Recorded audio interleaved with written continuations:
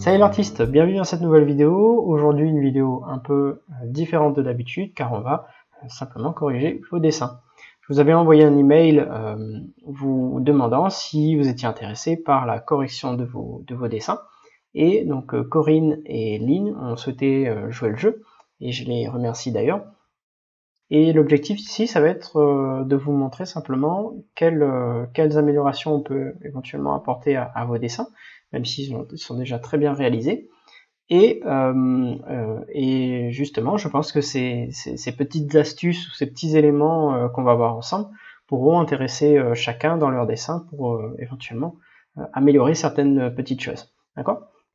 Donc voilà, on commence tout de suite avec les dessins de Corinne. Donc Corinne m'a envoyé donc deux dessins, un dessin d'une nature morte qu'on voit ici et un dessin, donc un portrait qui ont été réalisés tous les deux avec du pastel sec. Donc voilà, donc peu importe la technique, on va essayer de voir un petit peu les bases, on va dire, du dessin pour voir qu'est-ce qu'on pourrait améliorer sur ces deux réalisations. D'accord ? Ici, première chose très intéressante, c'est que Corinne a essayé comme ça de réaliser donc une table avec un vase posé dessus. Et ce qui est très intéressant, c'est qu'on a bien cette notion d'espace au niveau de la table, et au niveau du sol, ici, où on voit que voilà, on a vraiment cette impression d'espace avec une perspective plutôt centrale ici. Donc on a un point de fuite qui va se positionner plus ou moins dans cette zone.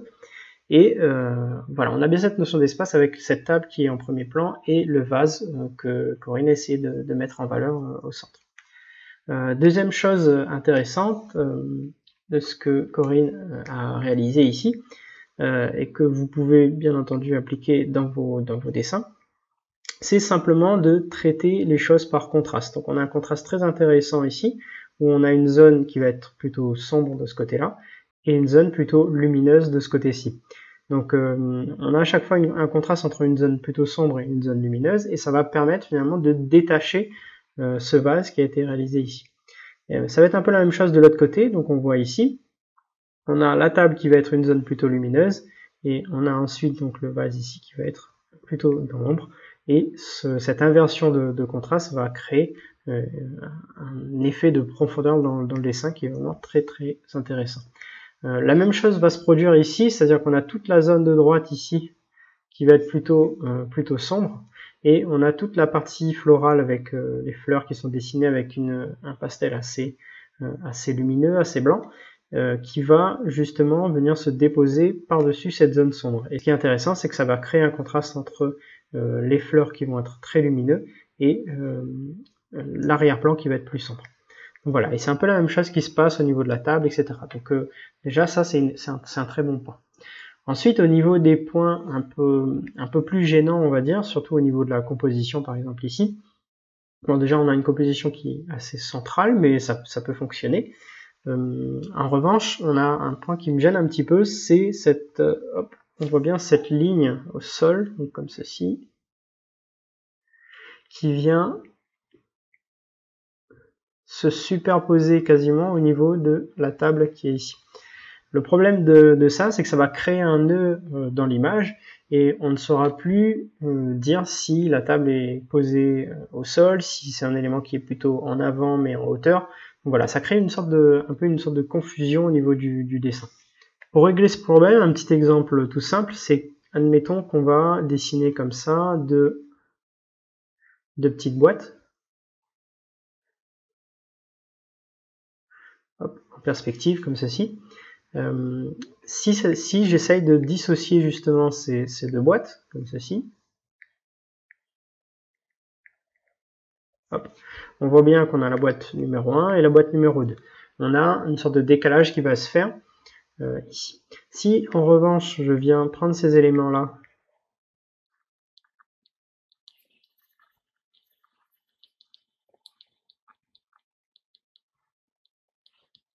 et que je viens dessiner cette boîte de cette façon-là, on voit qu'on a des nœuds ici et un petit peu ici également, qui vont casser cette notion de profondeur. On aura un peu moins cette notion de profondeur, et le plan aura tendance à être un petit peu avalé par le premier plan. Donc le second plan aura tendance à être avalé par le premier plan.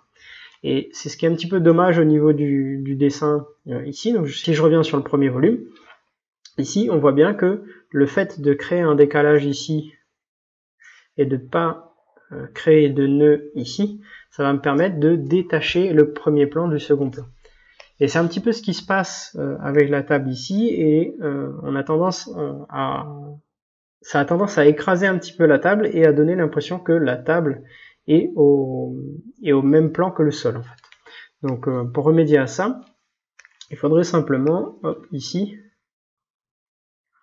hop, simplement ici, peut-être remonter simplement la table, éviter également de superposer avec la ligne du sol qui se trouve ici.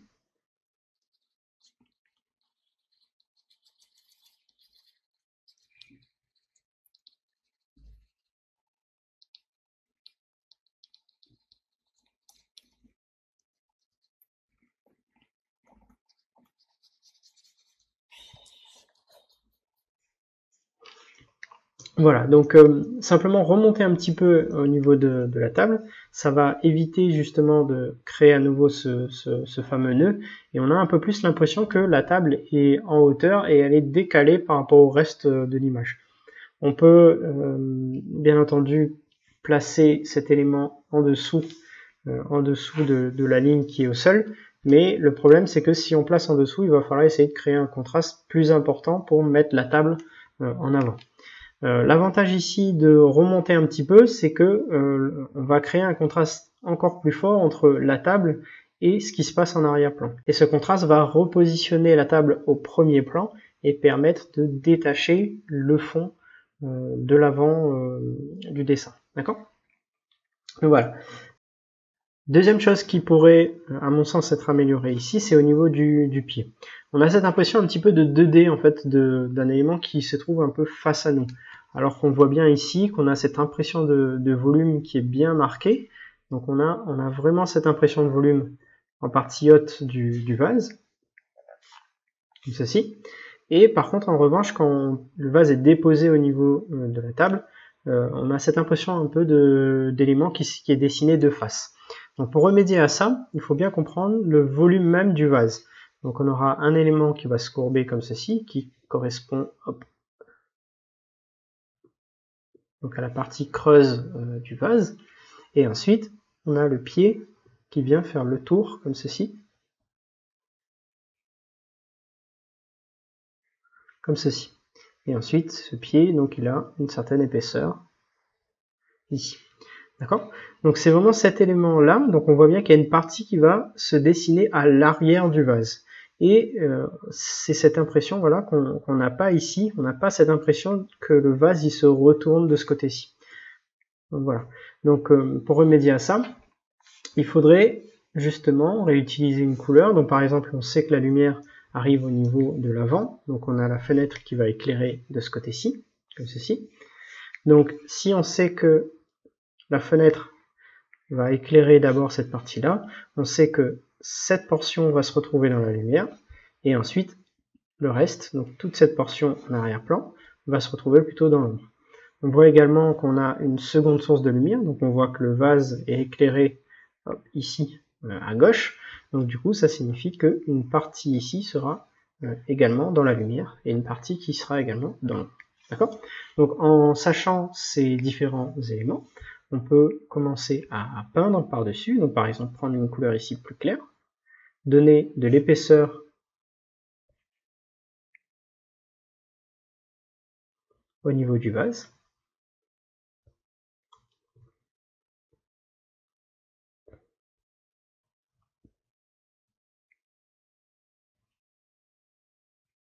voilà. Et le but c'est vraiment juste de montrer que le vase se retourne en fait. Comme ceci, et on fait la même chose de l'autre côté. Voilà, et on n'hésite pas comme ça, comme l'élément va être éclairé, on va apporter un peu de lumière. D'accord ? Donc voilà, de cette façon-là, on a un peu plus l'impression que le vase il est vraiment posé sur la table. Donc c'est cette impression de volume où il faut faire un peu attention quand on dessine le croquis de départ, par exemple. Ensuite, je pense qu'on pourrait, au niveau des valeurs notamment et du contraste, augmenter davantage le contraste du côté droit du vase. Donc par exemple ici, on voit que on a le rideau ici qui est plutôt sombre. On pourrait par exemple montrer que ce rideau n'est pas si sombre que ça, simplement pour augmenter un petit peu le contraste ici.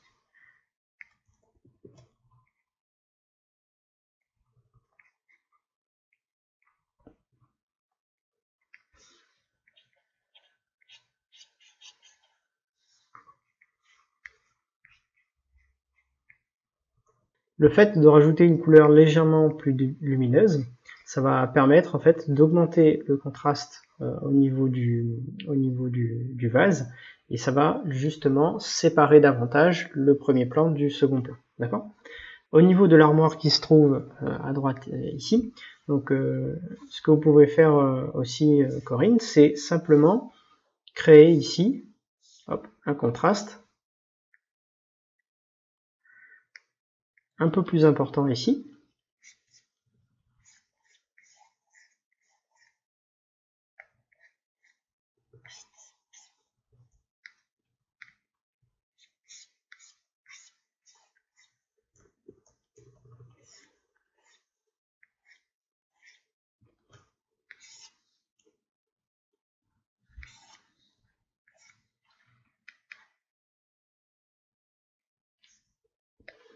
Entre l'arrière de l'armoire et le côté avant. Quand on va peindre un volume,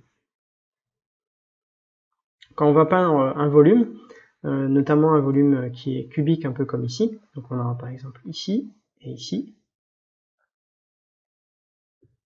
D'accord ? Il s'agit de la forme générale de l'armoire. On aura toujours une face qui va être plutôt éclairée. Donc là, en l'occurrence, c'est la face qui est la plus proche de l'ouverture, et ensuite on a la face qui est en arrière-plan, qui aura tendance à être plutôt sombre. Et il faut qu'il y ait suffisamment de contraste entre ces deux faces pour qu'on ait cette impression de volume. Si les deux faces ont la même valeur, on aura tendance à avoir un volume qui aura une apparence un peu plus plate. D'accord ? Donc ici par exemple, donc on peut voir ça par exemple si on transforme l'image en niveau de gris. Si on est sur la même valeur de gris, c'est-à-dire si on est sur un gris moyen qui va être similaire partout, d'accord, on aura tendance, admettons qu'ici on a une face très lumineuse et ici on a une face qui est quasiment aussi lumineuse, comme ceci par exemple. Donc si on est sur deux faces qui ont la même luminosité, on aura tendance à avoir donc un peu cet aspect plat. Et pour justement créer ce volume, il faudra créer un contraste suffisamment fort entre la partie qui est dans l'ombre et la partie qui est éclairée. Donc là, vous pouvez simplement rendre la face de droite légèrement plus sombre pour créer ce contraste justement entre la face éclairée proche de la fenêtre. On peut faire l'effet inverse, c'est-à-dire augmenter la luminosité de la partie qui est éclairée.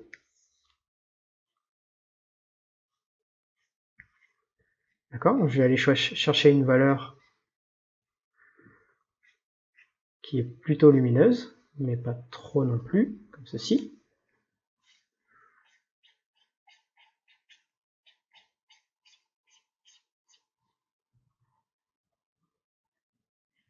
Voilà.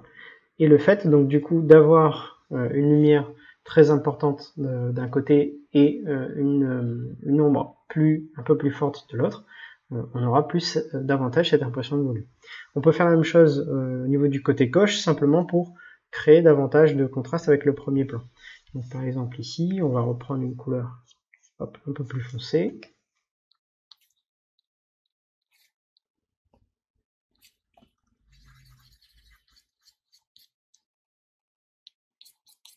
Position du vase par rapport à la lumière, on voit que le vase il fait face à l'ouverture.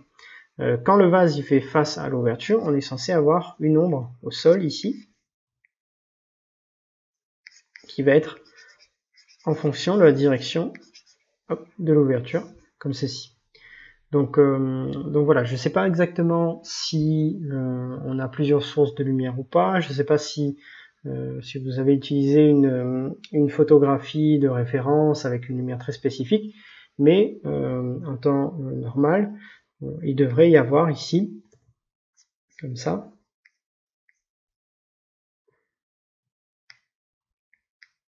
une ombre qui devrait se créer. Cette ombre, hop. Donc ça peut être une ombre assez douce, comme ceci, et du coup un contraste plus élevé ici, au niveau de la table. Donc ici au niveau de la photographie, donc Corinne, quand vous avez fait la photo, il y avait une petite ombre qui s'était mise sur le côté droit de l'image. Donc normalement, cette partie est censée être beaucoup plus lumineuse.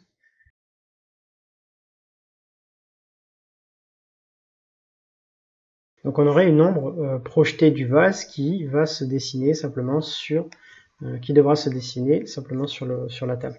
Si on a une source lumineuse qui arrive d'un autre côté, donc par exemple ici on voit que le vase est éclairé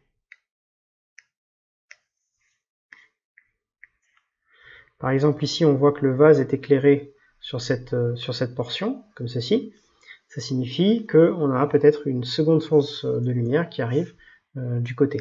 Si on a justement cette seconde source de lumière, il faudra penser à réaliser une ombre supplémentaire.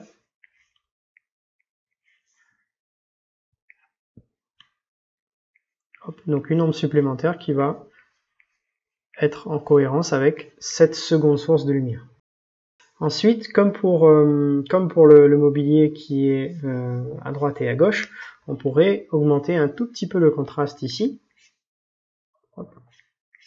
Jouer encore davantage avec le contraste, comme ceci. Hop, ça permettrait de détacher encore plus le vase par rapport au second plan.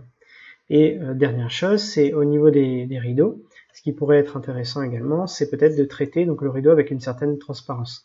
Donc à savoir si c'est un rideau plutôt épais ou un rideau beaucoup moins épais. Et simplement traiter comme ça une sorte de transparence. Donc on aura une lumière qui va passer à travers le rideau et qui va rendre certaines parties du rideau plus lumineuses. Hop, comme ceci.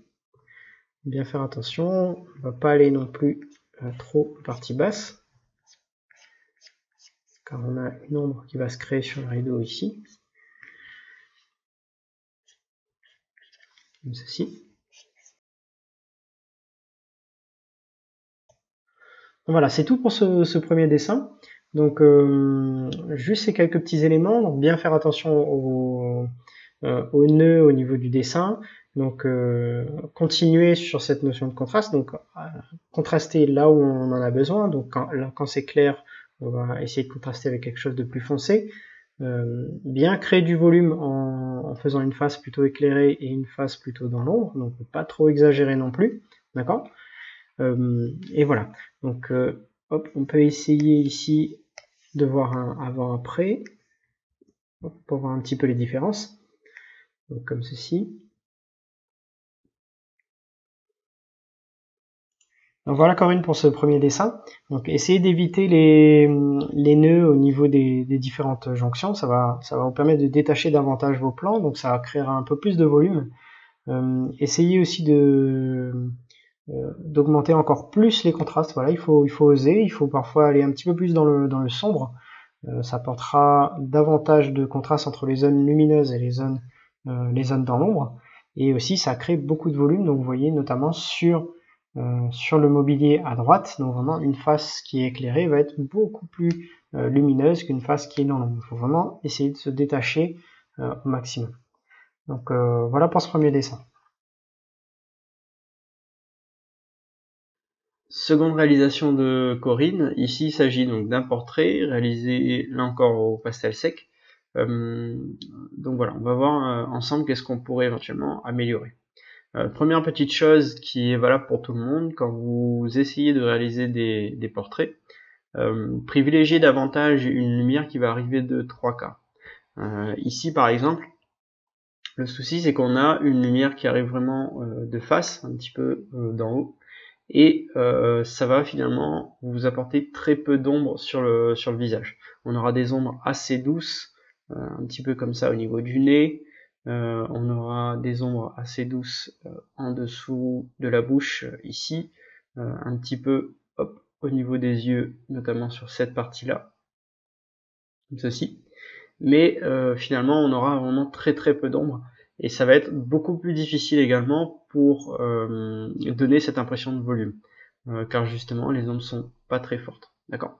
Donc privilégiez davantage. Donc ici, hop, je vais vous montrer un exemple. Voilà, admettons qu'on va récupérer une couleur ici. Privilégier par exemple, hop, comme ça, une lumière plutôt de 3/4. Ça va vous créer des ombres vraiment beaucoup plus franches.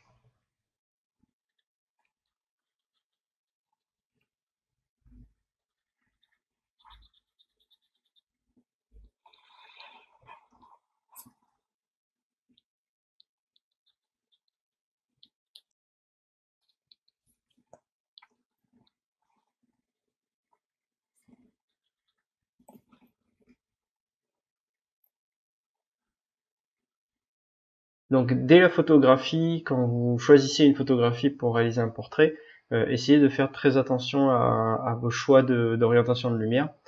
Ça va être beaucoup plus intéressant, notamment pour vous, pour réaliser votre portrait, et ça va être également beaucoup plus riche au niveau de la volumétrie. Ok. Ensuite ici on va essayer de voir un petit peu du général au particulier. Première chose, c'est au niveau de la construction même du visage. Donc ici, hop, donc le visage est pas trop mal réalisé. Première chose qui saute aux yeux, c'est le regard. Donc avec des yeux qui vont peut-être être un peu trop gros. Donc cependant au niveau du visage lui-même, donc moi la première chose que oui, je dirais qu'il faut vraiment faire attention, c'est au niveau du crâne.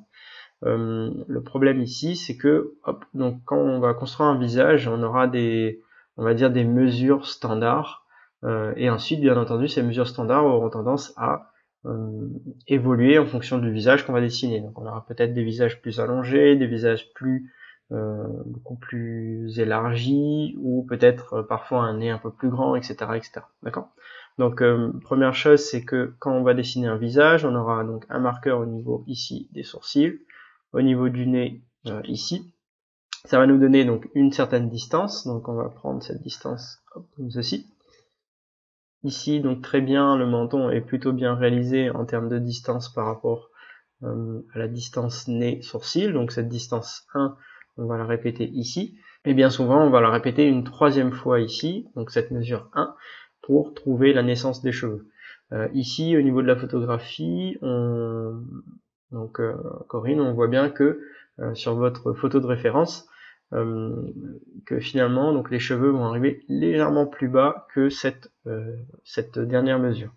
Ensuite, au niveau de l'espacement entre les sourcils et le nez, donc on a une mesure qui est similaire plus ou moins à la mesure entre le nez et le menton, ce que vous avez bien réalisé ici. En revanche, c'est au niveau de la hauteur de la tête, on ne va pas répéter cette hauteur une troisième fois, mais on va surtout prendre une mesure qui va être plus ou moins équivalent, hop, ici, à la distance entre le nez et le dessous de la bouche. D'accord. Donc cette mesure va varier, donc ici on est légèrement plus haut. Donc ce qu'on peut faire ici, c'est prendre cette distance, comme ça on va la récupérer. Donc bien entendu au niveau des mesures, il faudra prendre ces mesures soit avec une règle si vous avez imprimé votre photo par exemple, ou simplement avec en mesurant avec directement avec votre crayon. D'accord. Donc on voit ici que en reprenant cette distance, on trouve plus ou moins la hauteur au niveau du crâne, d'accord. Et du coup, sur votre dessin Corinne, on voit bien que du coup vos cheveux ont tendance à aller beaucoup trop haut, d'accord.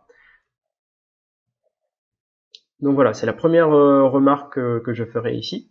Ensuite, au niveau de la construction même du visage, donc vous voyez qu'au niveau des dimensions, vous êtes plutôt pas mal pour le reste, d'accord.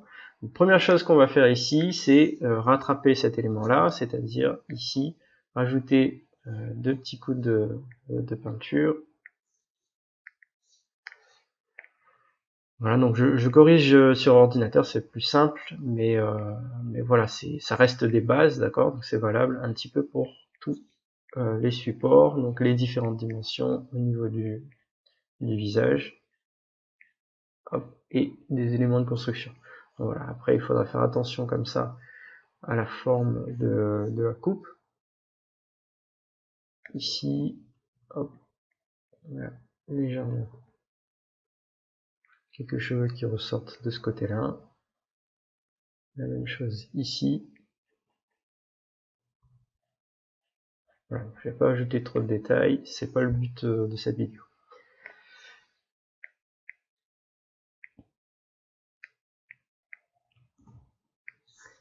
Voilà, donc hop, première petite modification, on a vraiment, donc, en rabaissant légèrement les cheveux, on a une dimension de visage qui devient un peu plus cohérent au niveau du dessin même. Deuxième petite chose ici, c'est au niveau de la construction du cou. Alors il faut bien faire attention ici, donc la première chose à faire quand on fait du dessin d'observation, c'est bien vérifier où se trouvent les différents éléments. Donc par exemple ici, hop, la distance entre le bord de la mâchoire et le début du cou, donc bien faire attention à cette distance là. Ensuite ici, faire la même chose de ce côté là, donc on a d'ailleurs donc un tout petit bout ici, mais on a le visage qui va aller légèrement comme ça, et on a donc la largeur du cou ici où il faut faire très attention. Faire attention également car sur votre dessin, donc vous avez rajouté une petite ombre ici, sauf que votre ombre part un petit peu trop vers la gauche, donc ce qui fait qu'on a l'impression que le cou, hop, si on revient sur le dessin de base, on a l'impression que le cou est vraiment très petit par rapport à la tête. Donc bien faire attention à ça et comprendre que finalement donc le cou il va être beaucoup plus large. Hop, ici.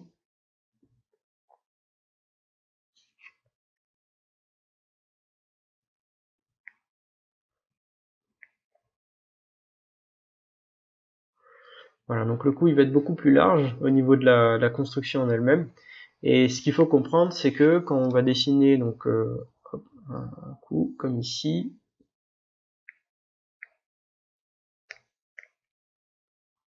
on aura donc la forme du crâne. On aura ensuite, hop, ici, donc le visage, la construction du visage ici. Hop, les oreilles de ce côté-là. Voilà, bien entendu, c'est schématique. C'est vraiment juste pour vous montrer les différents principes ici. Et donc quand on va dessiner le cou, il faut bien comprendre que le cou il va légèrement hop, ici en arrière, d'accord, par rapport à la tête. Donc il va pas revenir vers l'avant comme ça, d'accord. On va faire attention à ça. Et deuxième chose, c'est au niveau de la construction donc des différents muscles. Donc là, si je prends une autre couleur, bon, je peux prendre du noir par exemple. En fait, on a donc un des muscles au niveau du cou qui va se démarrer au niveau de l'arrière du crâne, qui va être juste derrière l'oreille, d'accord. Et ensuite, ce muscle, hop, il va venir comme ça se coller au niveau des clavicules, donc des deux côtés comme ça, et il va venir se coller ici au niveau des clavicules, d'accord. Hop, donc ce muscle il va partir comme ça, et c'est ce muscle bien souvent qui va donner une certaine épaisseur au niveau du cou. On a également donc les trapèzes ici qui vont hop, faire le tour, comme ceci, et ensuite il faut bien entendu faire attention aux épaules, donc c'est à dire qu'on a d'abord les trapèzes, donc bien entendu entre le dessin d'une femme et le dessin d'un homme ça va pas forcément être le même dessin, donc les hommes ont tendance à avoir un trapèze un peu plus important. Et ensuite, hop, alors que les femmes auront des formes légèrement plus douces. Et ensuite, on a au niveau de l'épaule, comme ça, qui va démarrer sur le côté. Donc, ce qui fait qu'on a pas mal de largeur au niveau des épaules par rapport à la tête, d'accord. Et justement, c'est ce qu'on retrouve pas trop ici. Donc on a ici à gauche, hop, donc on a le muscle qui viendrait comme ceci. Le deuxième, donc on va vraiment au niveau de l'oreille ici, d'accord. On va légèrement au niveau de l'arrière de l'oreille ici, donc on va être légèrement décalé. Et ensuite donc, hop, comme ça. Et comme ça. Et ensuite on a donc les clavicules qui vont démarrer comme ça, ici. Voilà. Et ici.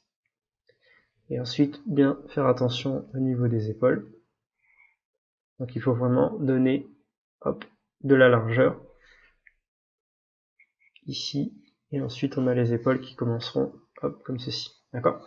Là, la difficulté au niveau de votre dessin, Corinne, c'est que en fait, le buste de votre portrait est, hop, comme ça, légèrement de 3/4. Donc ce qui fait que l'épaule aura tendance à être ici. On a ensuite, vous avez essayé de dessiner ici au niveau de la couture du vêtement ici. Et donc la couture comme ça va se rapprocher, hop, ici. Et on aura donc la clavicule comme ça qui va démarrer, qui va être légèrement en avant. Et au niveau de la clavicule droite, hop, ici, on va être légèrement en arrière. Voilà.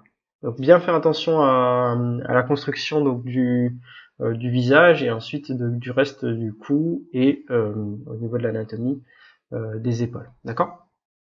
Donc voilà, donc tout ça pour dire que il faudrait ici au niveau du cou augmenter légèrement la dimension. Bien faire attention aussi car ici on voit que,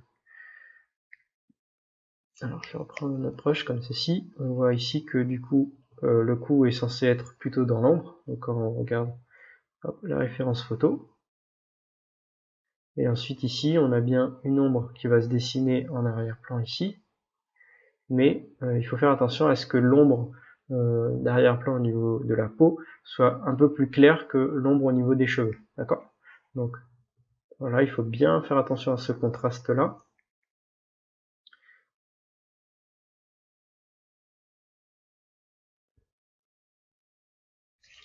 Donc si on vérifie ici, voilà, on voit que du coup, hop,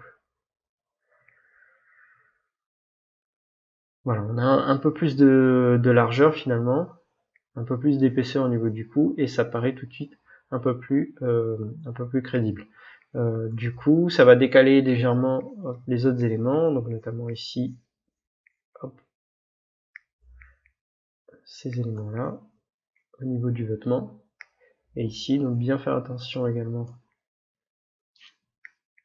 à la construction des épaules ici, et la même chose de ce côté-là. Donc on va rapprocher davantage les épaules ici. Voilà, et ensuite il faudra faire attention au niveau des éclairages. Donc peut-être que on voit que l'éclairage arrive un petit peu d'en haut. Je vais prendre ici par exemple, l'éclairage arrive un petit peu d'en haut ici. Donc du coup ce qu'on va faire, c'est que au niveau du vêtement, on va utiliser peut-être une valeur légèrement plus lumineuse ici. Et à l'inverse ici, on aura les cheveux et tout le reste du corps de ce côté-là qui aura tendance à être plutôt dans l'ombre. Donc on va essayer d'utiliser comme ça une valeur légèrement plus sombre pour ce côté-ci. Hop.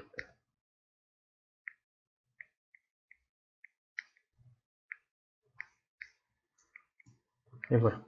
D'accord? Donc du coup, juste déjà ces petits éléments-là, ça va donner un petit peu de prestance, un petit peu d'épaisseur au niveau des épaules, et ça va éviter justement donc cette erreur assez fréquente finalement de pas construire donc notamment les muscles, les différents éléments qui composent l'anatomie. Donc hop, juste de faire un petit peu plus attention à ces éléments-là, ça va vous aider davantage à respecter les proportions. D'accord. Maintenant au niveau du visage en lui-même, donc première chose qu'on va essayer de faire généralement, c'est au niveau des yeux, on va essayer de récupérer certaines dimensions. Là encore, on a on a, on va dire, des méthodes de construction qui reviennent assez souvent, et finalement, en fonction du visage qu'on va dessiner, ces éléments vont changer. Donc par exemple, l'espacement entre les yeux, ou la taille du nez, la taille de la bouche, etc. Ça va varier en fonction de chaque personne, bien entendu. Donc ici, première chose, c'est on peut se baser sur une mesure. Donc par exemple, on va se baser ici notamment sur le nez, qui est plutôt donc, bien construit. Ici, généralement, quand on va dessiner, on va essayer de faire en sorte que les yeux soient positionnés à la même largeur que, la taille du nez. Et c'est cette dimension qu'on va répéter 3 fois, comme ça, pour construire un visage. D'accord? On aura donc 1 fois, 2 fois et 3 fois. Du coup, ça va nous donner la taille, la dimension des yeux par rapport au nez. Ensuite, en fonction du coup de la personne que vous allez dessiner, les proportions ne vont pas être les mêmes. Et c'est justement le cas ici. Donc en faisant un peu plus attention, hop, on voit que l'espacement entre les yeux vont être beaucoup plus petits, légèrement plus petits que la dimension du nez lui-même, donc ici. Hop, et ici, on va donc diminuer légèrement cette dimension-là. Hop, ici. Et ça va nous donner finalement l'espacement des yeux. D'accord? Donc on va utiliser cette première dimension. Donc là, je vais la récupérer comme ça. Ok? Et ensuite, on va la répéter ici, une fois d'un côté, ici, et on va la répéter une deuxième fois de l'autre côté, ici. Donc bien faire attention quand on est sur un visage qui est légèrement de 3/4. Donc ici, la tête est légèrement tournée vers la gauche, donc la gauche du dessin, donc ici. Donc ce qui fait que l'œil du côté gauche aura tendance à être légèrement plus petit. Voilà, bien faire attention à ça. Et du coup, ici, ça va être légèrement plus petit également. On va rapprocher un tout petit peu, comme ceci. D'accord? Voilà, donc ça nous donne ici donc l'emplacement des yeux, comme ceci. Et ensuite, à partir donc de cet emplacement, ça nous donne donc la dimension et on va pouvoir dessiner. Le petit souci ici, c'est que du coup, l'iris, donc c'est-à-dire cette partie au niveau des yeux, est assez grosse, donc il faut vraiment faire très attention pour savoir un peu cette dimension. Donc, je vous invite à voir la vidéo précédente que j'ai publiée la semaine dernière. En fait, cette vidéo vous explique que donc ici on a la taille plus ou moins du globe oculaire. Donc je vais dessiner comme ça. Et en fait, la dimension de l'iris va dépendre de la taille de ce globe justement. Et on va pouvoir comme ça rentrer généralement par rapport à la hauteur du globe oculaire, on va pouvoir rentrer 2 fois ici. Voilà. On va pouvoir rentrer 2 fois et 1/4 plus ou moins, de l'œil dans la dimension de la sphère. Donc ça veut dire qu'ici, l'iris va être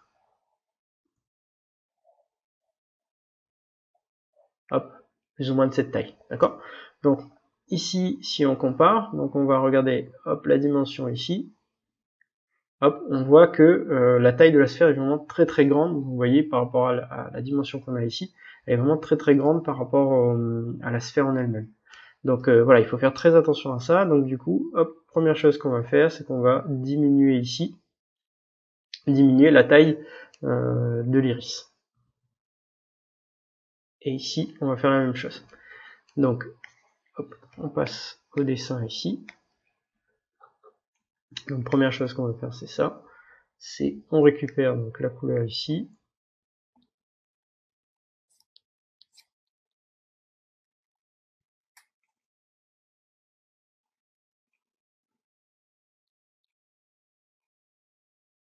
Bien souvent, on aura ici l'iris qui va toucher légèrement la partie basse de l'œil et qui va toucher un peu plus au niveau de la partie haute. Donc ici, ça a très bien été fait, donc c'est super.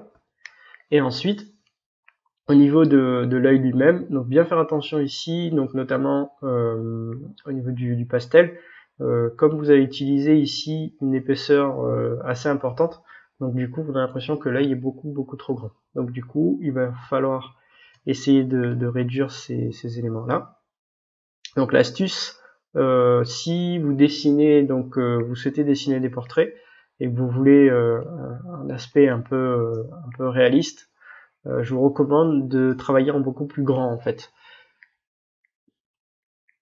Car plus vous allez travailler en grand, donc notamment si vous êtes avec du pastel, ou généralement on est sur des pastels assez épais, sauf si vous êtes avec des pastels type crayon pastel, où vous allez pouvoir ajouter davantage de détails. Hop. Voilà. Et ensuite du coup, on souligne simplement les yeux, donc voilà, il ne faut pas rajouter de traits trop épais. Voilà, et bien faire attention à la forme de l'œil. Donc ici, on regarde au niveau des dimensions et on voit que l'œil est plus ou moins dessiné au bon endroit. Donc ça, c'est très bien.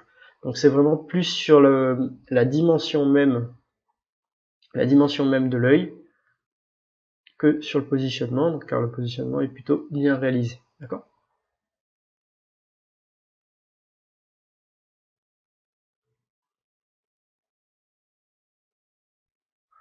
Voilà, et on va donc enlever les éléments qui sont en trop ici et rajouter les informations, par exemple ici au niveau de la paupière supérieure et la même chose de l'autre côté. Voilà. Et ensuite, donc très bien, vous aviez rajouté ici une couleur un peu plus lumineuse en partie basse. Donc on a la paupière, l'épaisseur de la paupière basse qui va être éclairée ici, comme ceci. Voilà. Ensuite, on voit qu'on a une ombre, une partie lumineuse qui va se placer ici, donc de ce côté-là, au niveau du dessus de la paupière. Donc bien faire attention à ça également.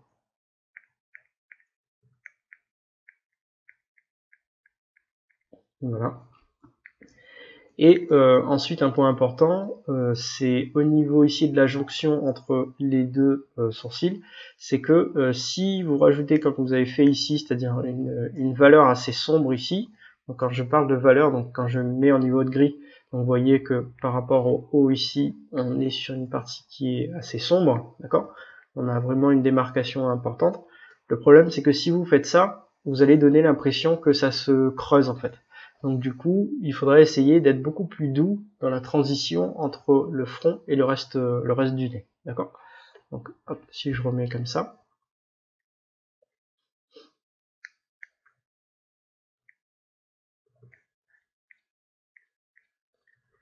Voilà. On va essayer d'être beaucoup plus doux ici. De marquer davantage le haut du nez comme ceci. Et ici au niveau du nez également, on voit que hop, la lumière va toucher une zone beaucoup plus élargie, comme ceci. Et pareil ici entre le côté ici, il faut essayer de faire en sorte que la transition soit un petit peu plus douce. Donc plus on va faire des transitions marquées et franches, comme ici, plus on dira à notre cerveau qui regarde que ça se creuse aussitôt, alors que si on réalise donc une transition beaucoup plus douce, ici,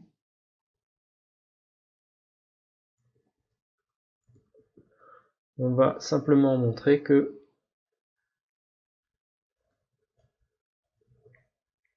hop, ça se creuse petit à petit.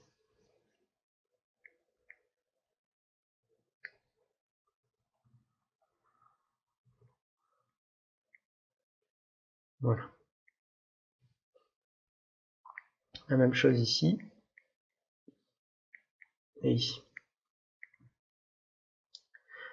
Ici, donc faire attention de ne pas mettre les paupières inférieures trop foncées également. Donc on voit bien que l'ombre qui va se trouver sur le haut de l'œil ici, dans le creux de l'œil, doit être plus foncé que l'ombre qui va se trouver sur la paupière inférieure. Donc voilà, il faut essayer de doser hop, à chaque fois. D'accord, donc d'avoir une ombre beaucoup plus douce ici.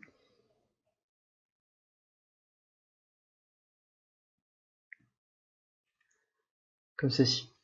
Ensuite, bien faire attention au niveau des valeurs. Donc ici, on voit qu'on est sur une valeur qui va être beaucoup plus lumineuse ici. Donc il ne faut pas hésiter à rajouter un petit peu de lumière. Éviter également donc des blancs trop blancs. Donc privilégier des couleurs qui vont être assez proches, mais qui vont rester donc des blancs colorés. D'accord ?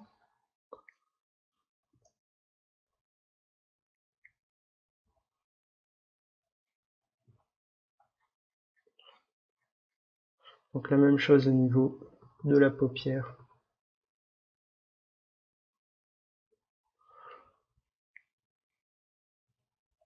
Ici. Voilà, et on a également hop, un peu de lumière de ce côté-là.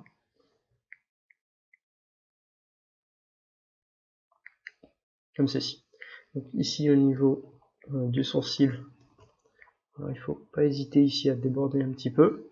Et au niveau du début du sourcil, on est peut-être un peu trop proche.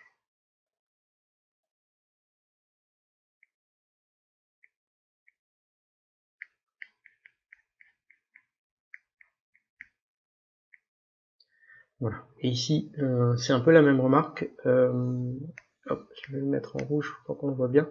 Donc la valeur du creux ici. Donc le creux est vraiment plutôt marqué, donc du coup on a une valeur qui est assez sombre. En revanche, la couleur et la valeur qu'on utilise ici, c'est-à-dire le niveau de gris qu'on utilise ici, ne peut pas être le même quand on observe donc la photographie, ne peut pas être le même que la valeur qui est ici. Donc au niveau du nez, on voit que l'ombre est légèrement plus lumineuse, d'accord ? Donc il faut faire très attention à ça. Donc on va essayer comme ça de diminuer un petit peu au niveau de l'intensité, comme ça.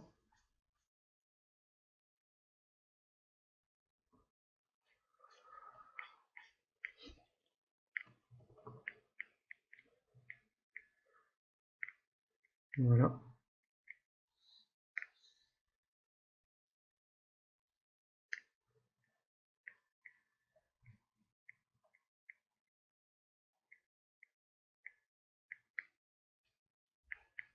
Et on dégrade au fur et à mesure jusqu'au niveau du creux de l'œil, ici.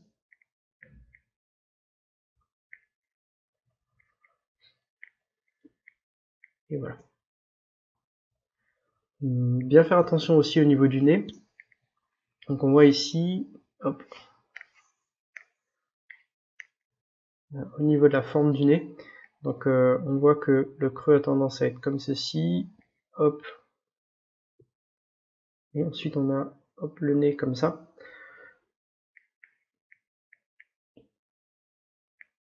Comme ça, d'accord.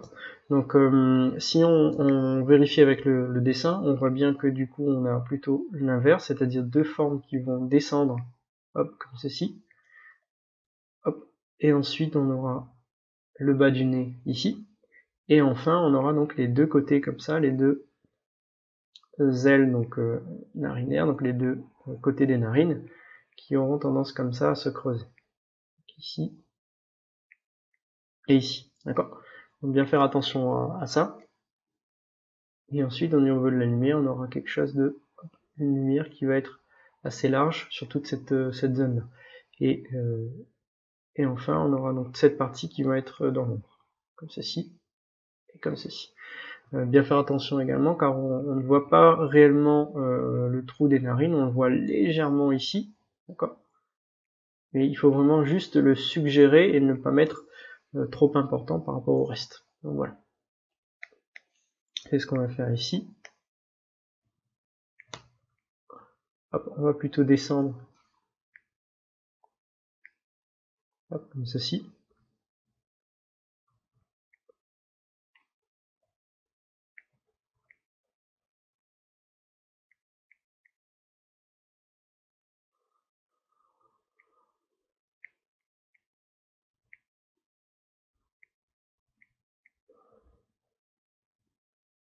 Voilà. Et ensuite on va essayer comme ça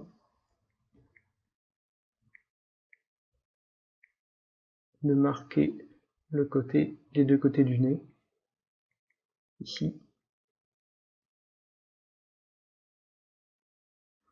et de l'autre côté. Et ensuite on a donc une valeur ici plus lumineuse sur le côté du nez, donc ici, et c'est la même chose de l'autre côté.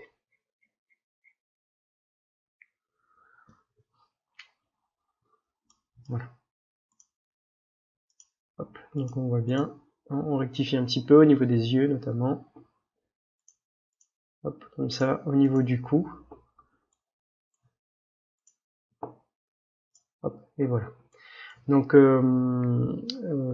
d'autres petites choses qui sont assez importantes.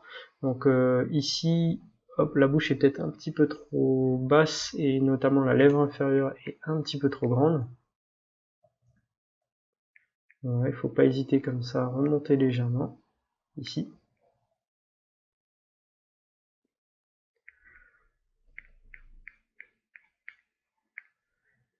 Hop, on a une ombre qui va être ici, davantage du côté bas ici. On a la forme du visage qui va déborder un petit peu de ce côté-là, comme ceci. Et ensuite, on a une ombre plus importante qui va marquer la séparation entre le menton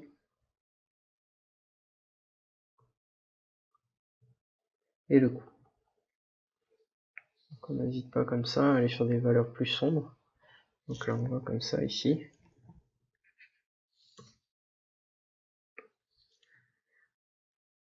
Voilà, on va vraiment sur une valeur beaucoup plus sombre ici.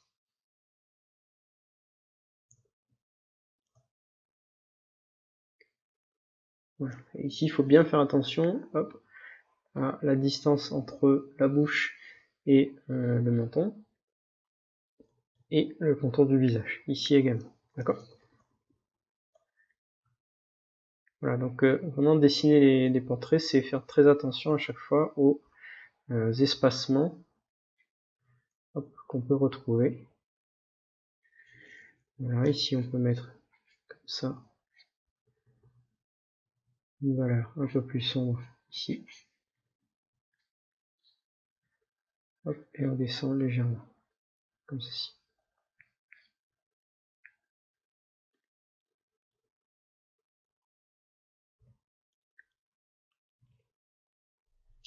Voilà. Donc on voit tout de suite que le fait de marquer avec une valeur légèrement plus sombre sous le menton, ça va tout de suite faire ressortir le visage. D'accord? Ensuite, dernier point, ce serait bien faire attention donc à la bouche même. Ici, je pense qu'on pourrait même remonter légèrement. Remonter la bouche légèrement, comme ça.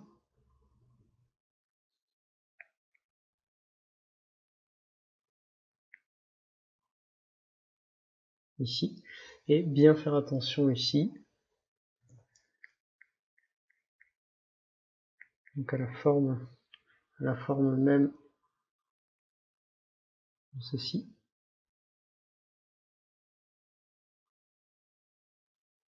Voilà, et on a également une ombre.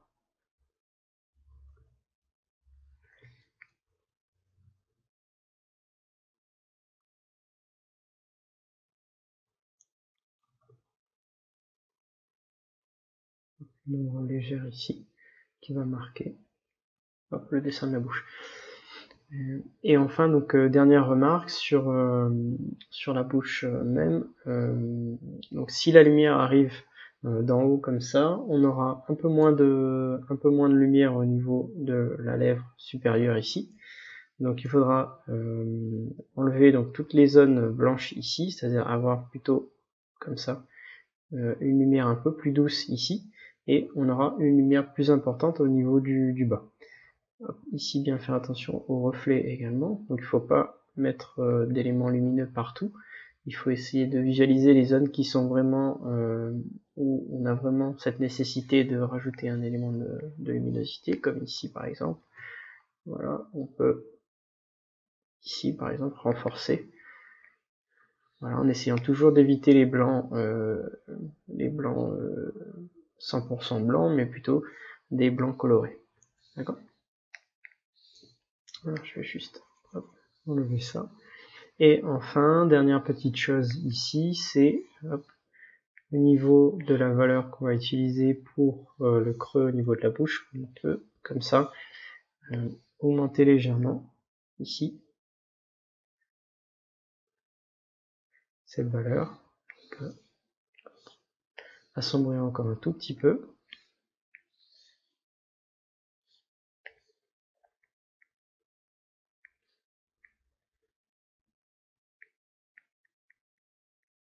Voilà.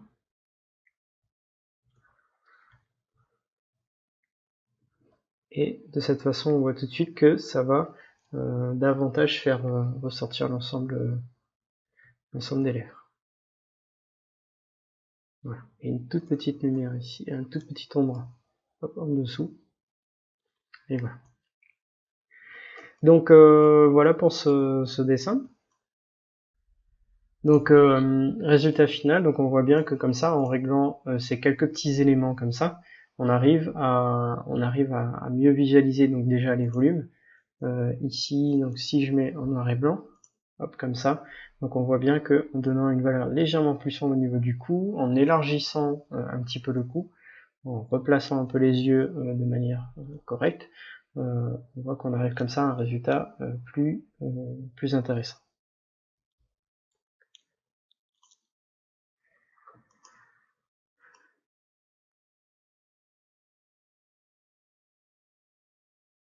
Troisième dessin maintenant, il s'agit donc d'un portrait réalisé par Lynn. Donc si je ne me trompe pas, je pense que c'est de la peinture à l'huile, en tout cas ça y ressemble beaucoup. Donc ici, donc on a pas mal de couleurs qui sont utilisées, qui sont très intéressantes, notamment les couleurs un peu rosées au niveau du nez et des pommettes. On voit bien donc la bouche, la construction est plutôt bien réalisée, donc au niveau des yeux notamment, donc on voit que on a suffisamment d'espace ici entre les yeux, donc la construction est plutôt bien réalisée. Pareil au niveau de l'oreille et de l'œil ici. Donc on a les yeux ici qui sont bien alignés au niveau de la construction avec la naissance de l'oreille, et ensuite donc habituellement on a simplement ici le niveau des sourcils qui vont être alignés avec le haut de l'oreille. Donc ici ça fonctionne bien, et ça va pas être la même chose au niveau de la bouche de ce côté-ci. Donc on a la hauteur de la bouche ici qui donne la hauteur du bas du lobe d'oreille. Donc très très bien ici. Donc alors qu'est-ce que je pourrais dire ici au niveau de la construction? Le seul petit truc qui me chiffonne un petit peu, c'est au niveau de la bouche. Donc au niveau de la construction, ce qu'on peut faire ici, c'est assez simple pour vérifier. Donc là, en l'occurrence, Lynn a utilisé donc une référence photo. Et en fait, il suffit simplement de vérifier. Donc par exemple, on va descendre. Donc on voit que la tête est légèrement penchée, donc ce qui est très très bien. Et on voit que du coup, si on va descendre ici au niveau des yeux, par exemple, comme ceci, hop, et comme ceci, donc on a normalement la bouche qui aura tendance à être un peu plus grande, comme ceci. Voilà, je vais simplement agrandir un tout petit peu. Donc on a hop, ici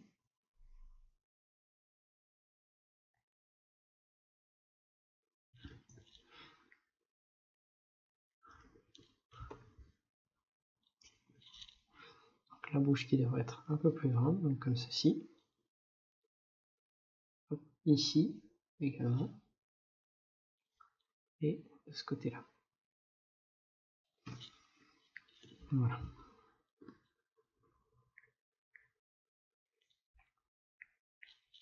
Donc voilà. Donc juste ce petit point au niveau de la construction, c'est vraiment la bouche qui m'avait l'air un peu petite par rapport à la photo que vous m'avez envoyée. Ensuite, au niveau du reste de l'image, la seule chose qui recoupe un petit peu avec ce que j'ai dit à Corinne avant, c'est que ici le cou a tendance à être un tout petit peu petit également. Donc on a ici le cou qui est bien réalisé. Par contre, de l'autre côté, on aurait préféré ici, donc si on se base toujours par rapport aux yeux, par exemple, on va descendre l'œil comme ceci, on voit que le cou aura tendance à arriver, voilà, on va simplement comparer les dimensions comme ça. Voilà, donc le cou serait plutôt de ce côté-ci. Donc on va rectifier ça tout de suite. Donc on va prendre ici, hop, comme ça, une couleur, simplement récupérer la bonne couleur, la couleur qui a été utilisée ici, comme ceci. Alors, je vais masquer ça un petit instant. Voilà, et on voit aussi qu'il y a un contraste.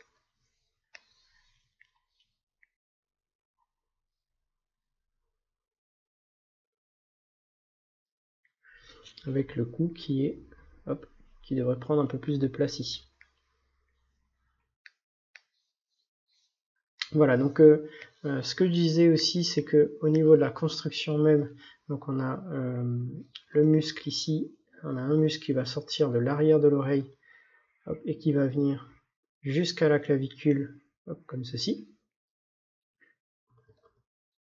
On a la clavicule qui va partir comme ça, d'accord? Donc elle va se recourber légèrement ici. Voilà. Hop, et ensuite on va partir comme ça, donc on aura un muscle qui va être comme ça, ici, donc les trapèzes ici. On aura le muscle également, hop, de ce côté-ci, qui va venir sur la clavicule ici.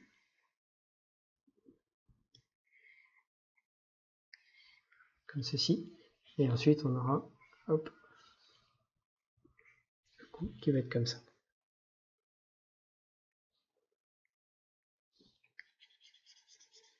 D'accord? Donc bien faire attention à donner suffisamment de volume au niveau du cou à chaque fois, et toujours se baser sur par rapport à l'oreille en fait. Voilà, il faut vraiment se dire à chaque fois que le dessin du visage, ça va être à chaque fois on a le crâne comme ça. Ici, on a donc l'avant de la tête, comme ceci. On a l'oreille qui va venir se positionner ici. Et donc si je change de couleur, on aura à chaque fois donc le muscle qui va venir s'accrocher au niveau de l'arrière du crâne ici, hop, et qui va venir jusqu'en avant ici, sur la clavicule. On aura la même chose de l'autre côté. Et ensuite on aura donc les trapèzes. C'est les trapèzes comme ça qui vont donner un peu de l'épaisseur et qui vont venir se coller au niveau des clavicules. D'accord? Donc voilà, il ne faut pas oublier cette épaisseur-là, et il faut essayer de se baser plus ou moins en fonction de l'oreille. Donc comme ici, donc quand on a une vue un peu de face comme ça, voilà, il faut se baser, donc on se positionner plus ou moins, donc on a l'oreille qui est ici, et voilà, il suffit plus ou moins de se baser par rapport à ça, hop, et on a l'épaisseur du cou qui va être donnée automatiquement. D'accord? Voilà. Donc deuxième chose que vous pourriez améliorer également, c'est au niveau des ombres. Les contrastes ici ont tendance à être pas assez mis en valeur, donc il faut vraiment ne pas hésiter à apporter des teintes et des couleurs un peu plus fortes. Donc par exemple ici, on voit bien au niveau de la photographie qu'on a ici on a une petite ligne qui va se marquer au niveau du nez par exemple. On a un peu la même chose de ce côté-là. Voilà, il ne faut pas hésiter comme ça à rajouter une valeur vraiment beaucoup plus sombre. Donc là, si par exemple je passe en niveau de gris, on voit que tout le visage a cette tendance un peu à être sur la même, plus ou moins la même valeur. On a deux valeurs, une valeur plutôt lumineuse, donc on voit ici, par exemple, on voit ici c'est assez lumineux, ici c'est assez lumineux, mais on est plus ou moins sur une valeur assez similaire. Et au niveau des parties dans l'ombre, on voit que la partie qui est ici est de la même valeur que la partie qui est ici, que la partie qui est ici, alors que sur la photographie, on voit bien que l'ombre est un peu plus marquée, donc on a une différence ici au niveau de l'ombre.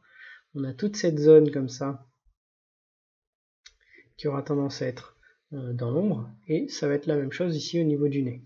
Donc voilà, toute cette zone ici, il ne faut pas hésiter comme ça à créer davantage de contraste pour augmenter cette impression de volume, d'accord? Voilà, donc on voit que si on est toujours en niveau de gris, on n'hésite pas comme ça à aller sur une valeur un peu plus importante, simplement pour augmenter les contrastes. Qui dit augmenter les contrastes dit donner davantage de volume. Donc si je repasse en couleur ici, donc voilà, après, il ne faut pas hésiter à aller chercher les bonnes couleurs, donc on va être plutôt sur du rouge.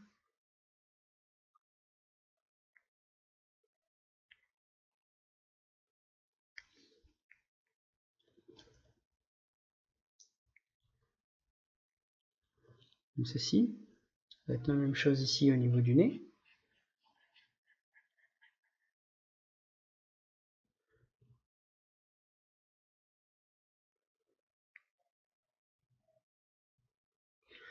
Comme ça. Sur le côté ici, on peut faire la même chose. Donc on avait toute cette zone.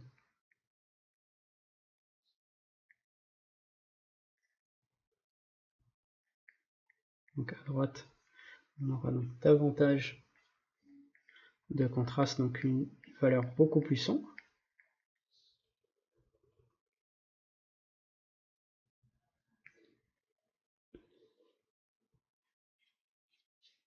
Alors,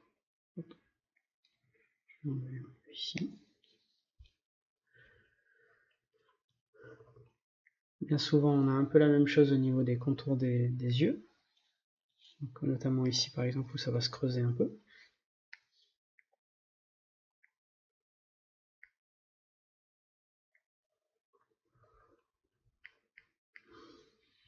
Comme ceci.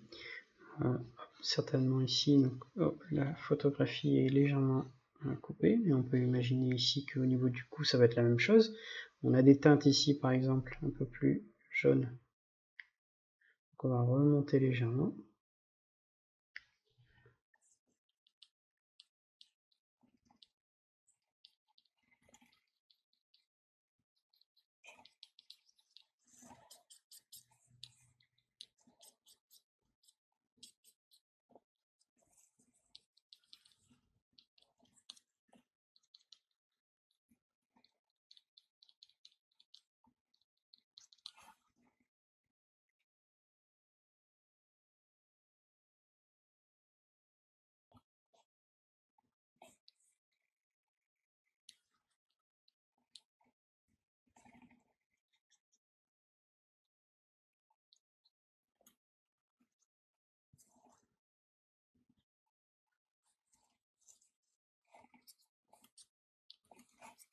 Même chose au niveau du cou ici.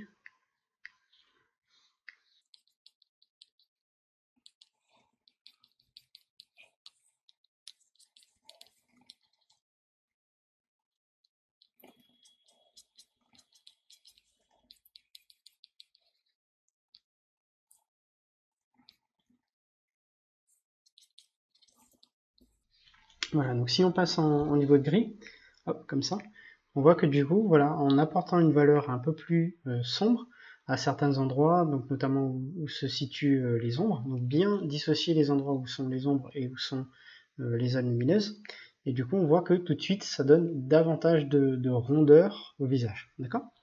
Donc un dernier point ensuite, c'est l'inverse, c'est-à-dire les zones, on a des petites zones où on a des petits reflets au niveau du visage, des pommettes par exemple, un peu au niveau du front et du menton, et on peut comme ça relever ces différents éléments. On va peut-être prendre donc, Donc là, vous allez pouvoir prendre comme ça une couleur un peu ton chair, un peu orangé, et en allant presque vers les blancs, d'accord. Bien souvent, j'essaie de dire à mes élèves également d'éviter d'utiliser des blancs trop blancs, parce que ça aura tendance à casser un petit peu l'image. Il est préférable par exemple utiliser des blancs colorés, ça aura des tons soit un peu plus chauds ou un peu plus froids, mais ça va apporter un peu plus de vie au dessin ou hop, ici à la peinture. Et comme ça on peut rajouter des petits éléments où on a une lumière beaucoup plus forte. Bien souvent c'est sous forme de petites taches, de petits points lumineux. Donc on a la même chose au niveau du nez. C'est un peu comme les reflets que vous avez dessinés ici au niveau des yeux par exemple, ça va être la même chose. Donc on a un peu la même chose ici au niveau du menton, comme ça. Et également ici au niveau du front, on a des zones ici qui vont être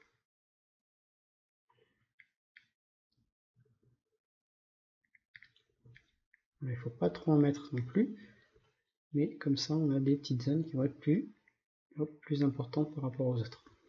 Donc voilà. Attention ici également, par exemple, si on va chercher sur une image la couleur même du blanc de l'œil par exemple, on va voir que la couleur du blanc de l'œil n'est pas vraiment blanc. Bien souvent, on va être sur des blancs un peu cassés comme ça.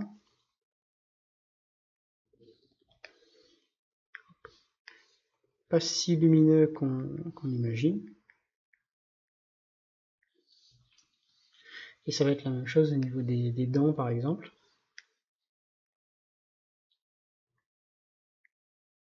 Comme ceci. D'accord? Donc là, on fait la même chose. Si je passe en niveau de gris, hop, on voit bien comme ça que ça crée une différence de contraste. Donc au niveau du dessin. Il ne faut vraiment pas hésiter à augmenter davantage les contrastes. Hop, par exemple ici.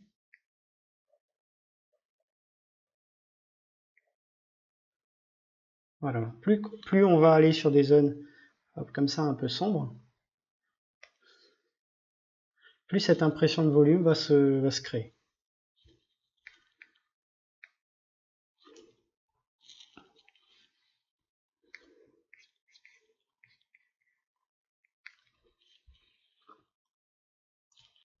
Voilà, donc c'est à peu près les points que je voulais voir avec vous au niveau de votre dessin. Donc comme je vous disais, au niveau de la construction, c'est plutôt très bien réalisé. Le positionnement des yeux, le positionnement du nez, des oreilles, etc.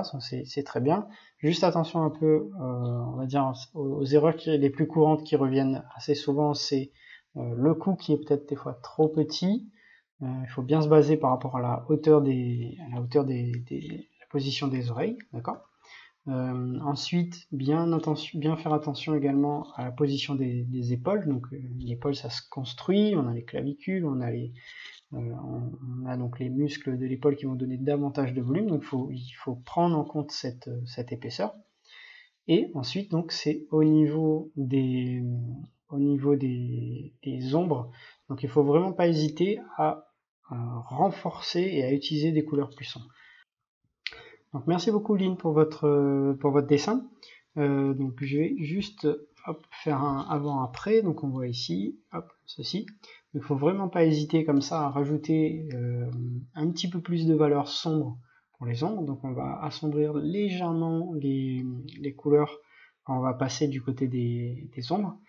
Ça va permettre comme ça de dégager davantage les volumes, donc de créer encore plus de volume et de donner plus de contraste au dessin. D'accord ? Et voilà, j'espère que cette vidéo vous aura plu. Merci à Lynn et à Corinne pour d'avoir joué le jeu et d'avoir envoyé leur dessin. J'espère donc que ces 3 petites corrections vous auront plu. Si vous aussi vous voulez m'envoyer vos dessins, vous pouvez le faire à l'adresse suivante, donc greg@dessiner.fr. Voilà, ça peut être tout type de dessin. Quoi qu'il en soit, donc j'espère que cette vidéo vous aura plu. Je vous dis donc à bientôt et bon dessin.